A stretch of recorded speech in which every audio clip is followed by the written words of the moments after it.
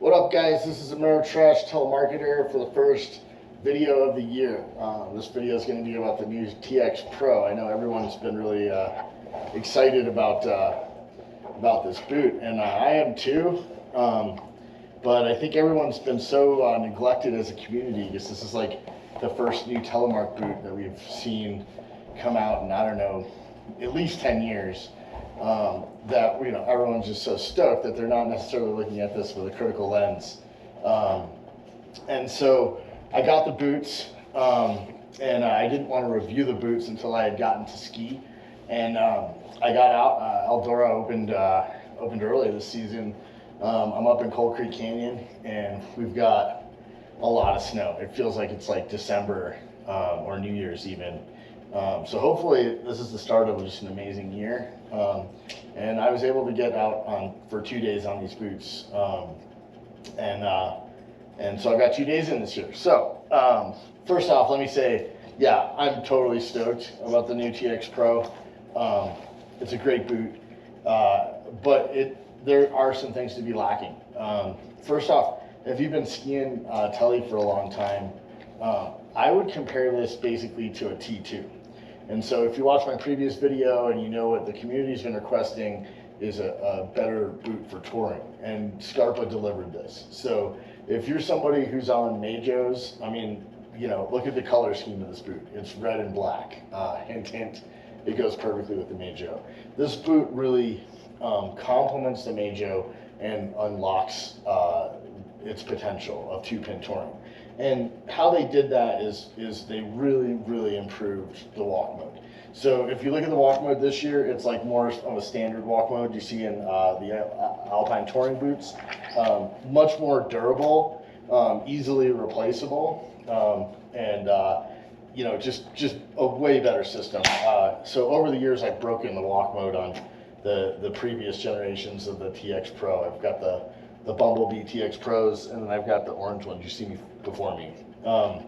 So Scarpa listened.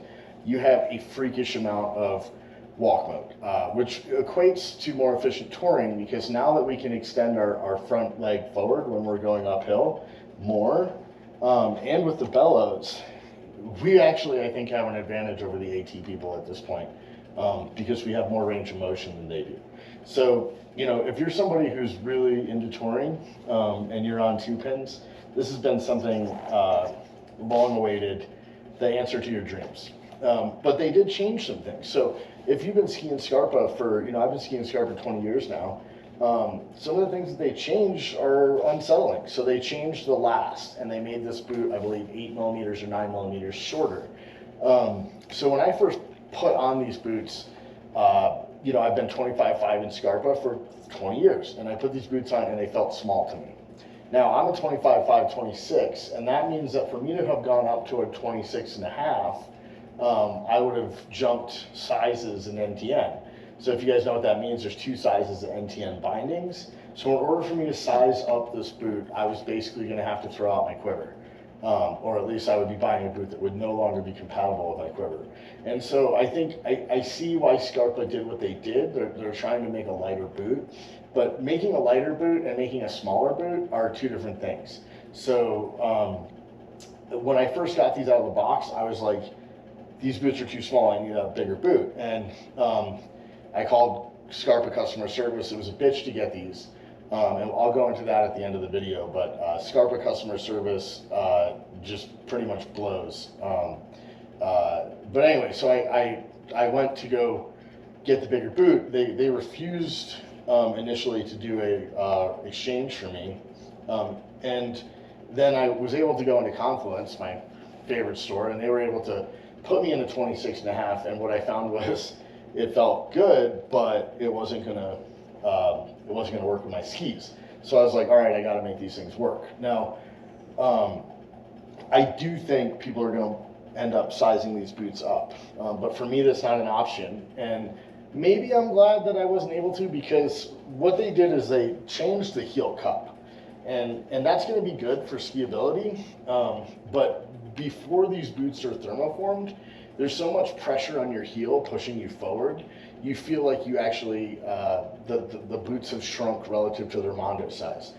now that I've skied the boot and I've thermoformed them, I can say they're actually about the same. Maybe a touch smaller, but not enough to necessarily warrant changing your size. But they also made the liner thinner. And so they listened to us. I mean, like, for touring, the thick liner is a problem for me.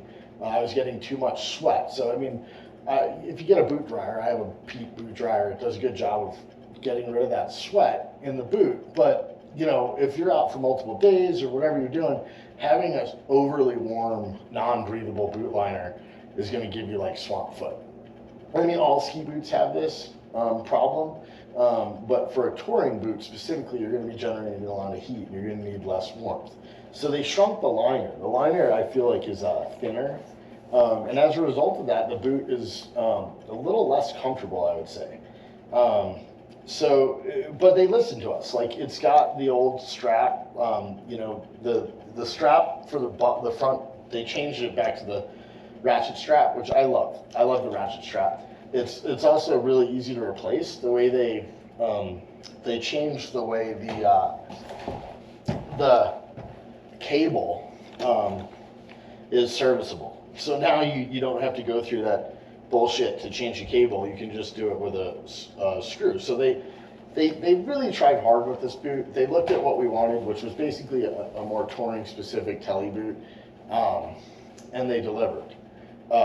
If you're looking for a boot that's kind of like the old T2, this is like the new iteration of what the T2 was. But Scarpa, so yeah, basically, if you're asking me, should you buy the boot? I would say if you're more of a resort skier, maybe not actually.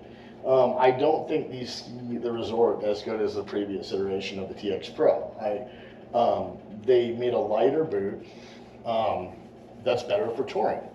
And that's exactly what we asked Scarpa to do. So, or at least what I asked him to do. So am I happy? I'm 100% happy because my touring days just got exponentially better. And, you know, I still have my old TX Pros. So if I want to charge those on the resort, I can charge those on the resort. But for the days that I'm touring, I got a huge upgrade. When I was skiing, I'm a really aggressive tele skier. I ski really fast. And so what I found over the years is that I like a really high boot. And so they went to just a single buckle up here. And I get why they did, because if you look at the 4-buckle boot, a lot of the times it's really only one buckle that's doing the work. But they made the boot, I feel like they made the boot lower. And that's a problem for me because when I'm aggressively tele-skiing, I get fatigue on the upper part of my shin. The old T2s, when I would charge with them, I would get like, I would call it like shin bang. But basically, that's why I went to, you know, like a TX Comp, which I owned. I got rid of because I didn't have pins. And that's why, you know, I really like these boots. But this boot, you can tell, because the booster strap has some give in it, you can tell you're skiing a shorter boot. So for people who are just all out resort chargers, it leaves something on the table. So maybe don't upgrade if you're one of those guys. But if you're somebody who's going to tour a lot, or if you're someone who just likes that feel of the old T2, absolutely get this. I mean, also the booster strap, huge advantage. Like, I hated the Velcro on the old booster strap. I hear that the patent ran up for the booster company. Anyway, so now they've got a better booster strap and just all around better touring. A lighter liner, which may end up being a good thing, but at the same time, they made the boot smaller, which means that if you get cold feet, you've got less room to put in a thicker sock. And so I could see potentially people who live in northern climates, like, you know, where it's really bitter cold, may want to size this boot up so that you can accommodate a thicker sock. So yeah, thank you, Scarpa, for listening. Thank you for delivering this. But let's talk about Scarpa as a company and how they're supporting the tele skiers as a community. You know, we only have 3 boot manufacturers that make boots, so we're kind of like a neglected community. And as a result of being a neglected community, it's easy to bust a nut over whatever new thing comes out because we just don't get new things. But in reality, this boot is still behind you know, the boots that Dynafit is making. You know, like the ability to change this, like Dynafit makes a system, and I believe they own the patent on this, to basically flip this and release the whole upper boot. Huge, you know. I really want to see that in a boot. The liner technology, though it did improve, I don't think it's as good in terms of breathability as some of the things that Salomon is offering. So, yeah, this boot is a definite step forward, but it's not, it's also kind of a step back in one respect. And that's because if you're making a more touring specific boot, you're going to sacrifice the things for the resort. In order to be a lighter boot, you're not going to have as high a cuff, because we're not, let's face it, when we said we wanted a boot that was better for touring, like, I didn't necessarily say I wanted a lighter boot. I just said I wanted a boot that had a better walk mode.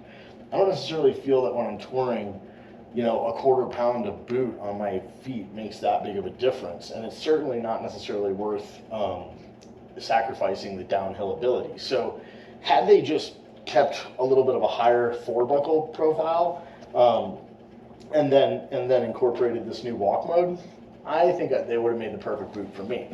But looking between the lines, this year Scarpa dropped the TX Comp, and I don't know why they took the TX Comp off their website. Not sure. I would theorize, and I read one article online, I forgot who wrote it, but I think it was in Skiing Magazine or Powder Magazine, but you know, the guy got his hands on these early and skied them and was like, these are the most amazing, blah, blah, blah, blah, things, but someday there might be a TX Comp in the pipeline.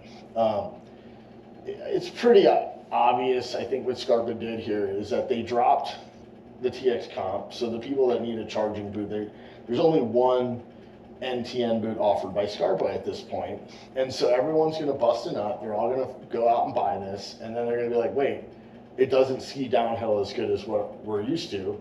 And then Scarpa removed the old TX Pro on their website, and basically when they removed the old TX Pro on their website, it means that if you don't like this boot, you can't buy the old version anymore. So anybody buying new boots is going to end up in this boot, and they're going to be like, wait a second, I wish it skied downhill better. I wish it was better at resort charging. Because let's face it, the majority of people, even telemarketers, basically ski downhill 95 to 100% of their days. I mean, most people are skiing the majority of their days in the resort, and that's where the money is. Now, doesn't mean that there aren't people out there getting after it and touring 100% of the days. You guys are awesome. You're the minority. But as a result of being the minority, you're going to get even less attention, perhaps. But anyway, reeling it back in, it's pretty obvious Scarpa's going to release a Bumblebee yellow and black tribute to the T1. You know, I mean, this is the T2. It's called the TX Pro, but it's basically what a T2 did in the Scarpa lineup. And there's no more TX Comp. So since this is called the TX Pro, it's pretty obvious what's going to happen is there's going to release a TX Comp. And that comp is going to be the four-buckle boot. It's going to be black and yellow. And it's coming next year. That's my prediction. Now, some things that I'm unhappy about with what Scarpa did is there's no longer the ability to lock down your heel. Now, I don't use that. I think it's kind of stupid to lock down my heel because I'm a hardcore telemark skier. But what I've run into is a lot of guys that really are interested in telemark skiing, but they're older and maybe they telemarked like 20 years ago, 10 years ago, and they basically switched to AT because it was better for backcountry skiing, and that's the truth. But now that we have this and we're now on an even playing field with the AT people for touring, there's a lot of people that are curious, but they don't necessarily want to bite the bullet and commit to tele skiing 100% of the time. So Majo really, has that heel piece. And when they first launched the TX Pro with NTN back in the day, they used to sell a little piece that would go in here. I think it was in here, but basically it would inhibit the boot from flexing and that you could lock down your heel. As someone who's trying to grow the sport, I think this would be really advantageous because I tell guys who are chatting me up, because those same old guys who are curious about tele skiing are going to come up to you in the resort and they're going to be like, hey, I used to telemark ski. We made stickers that said no one cares used to tele last year, which I think is funny. But they're going to start talking about how like they're curious about what you're doing. And you're like, well, all right, well, I love to be able to say, hey, you can buy the Majos. And, if you're at the top of a run and you're fatigued or you're scared, you can lock down your heel.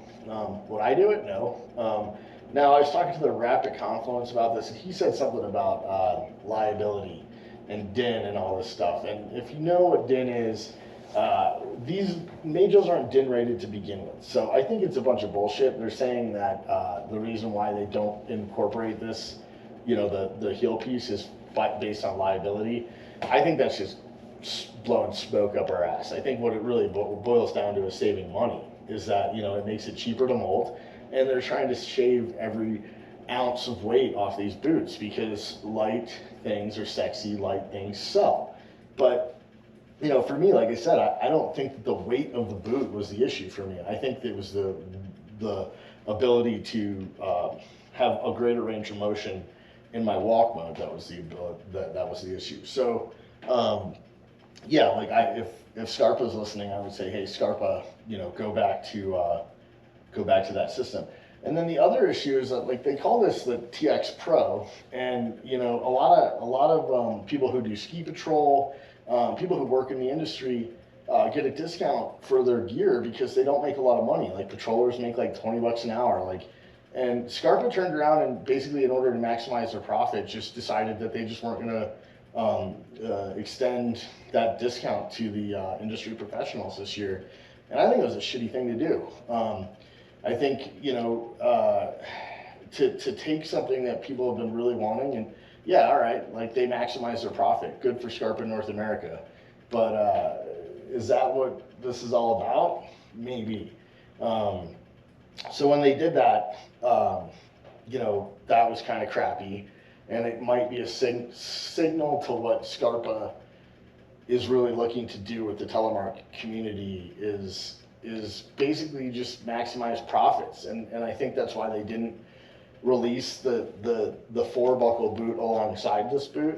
And I also think it's why they removed the TX Pro and the TX Comp, because I think they're smart enough to realize if this is the only thing that you can buy, people are going to buy it. And then they're going to be like, well, wait a second, I like the old TX Pro. And then you're going to be like, the next year, when everybody figures that out, Scarpa's going to come out with another boot.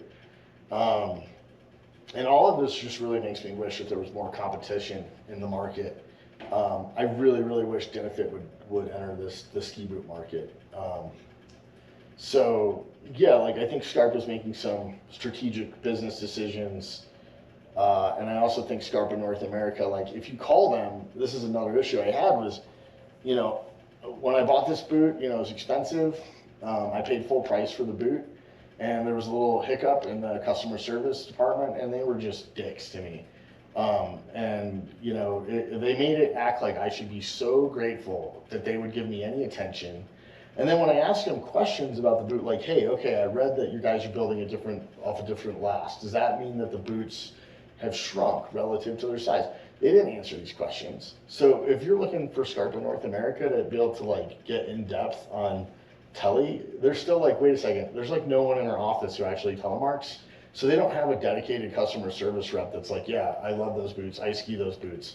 They're just like somebody who's just like repeating stuff that they've heard, and just not going above and beyond. I mean, Scarpa, like back in the day, Scarpa used to be able to like go into the warehouse, because they're in Boulder, Colorado. So I live in Boulder County. I live, 30 minutes from the warehouse. You could go into the warehouse, drop them off a bottle of tequila, pick up some stickers, and just chat with the dudes. And when COVID happened, they got rid of that. And right around the same time of that, like back in the day, Scarpa, if you needed parts for Rockefeller, or like if your boot like broke, they just send you out free parts. It was super cool. And something changed. Now they don't do that. So as a company, I've been dealing with Scarpa, working with Scarpa for 20 years, and in the past 5 years, I've seen their customer service department just take a dive. So if you're expecting Scarpa to respond to you quickly, make spare parts available to you, and be able to answer questions to you. Because I mean, that's the other thing, is that when you go to buy these boots, like even Confluence, which I love Confluence, right? That's my go-to store. They don't even have a lot of people who tell you. I think one of their employees does. So they can't really answer questions. So it's like we're left going to these stores and having someone who doesn't telemark fit our boots and try to answer questions for us. And if we can't call Scarpa as a company and get good information from them, then that sucks. So as it stands, I would say, like, if you are going to be dealing with Scarpa, you should expect that they're never going to pick up their phone. If they do, they'll be like, it'll be a miracle, because I'll call them like 5-10 times, and they'll be annoyed that you called them 5-10 times, because everybody wants, customer service to be remote and automated, so they don't have to answer the phone, so they can just call you back when they want to. And you're looking for them to go above and beyond in terms of like sending you spare parts, or even just answering your questions. You're not going to get that.